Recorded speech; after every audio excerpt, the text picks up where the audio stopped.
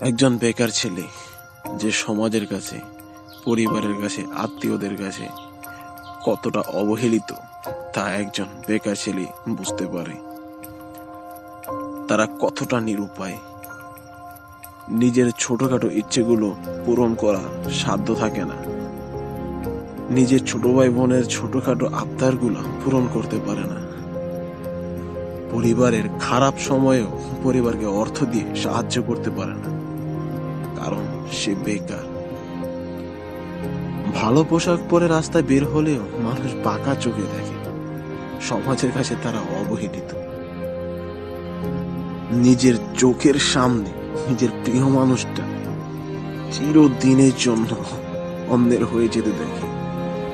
কিছু বলার সাধ্য থাকে না, কারণ সে বেকার। বেকাররা হচ্ছে সমাজের নরকীট। এরা মানুষ না, এদের মন বলতে কিছুই থাকে না। এদের একটাই অপরাধ, তারা বেকার।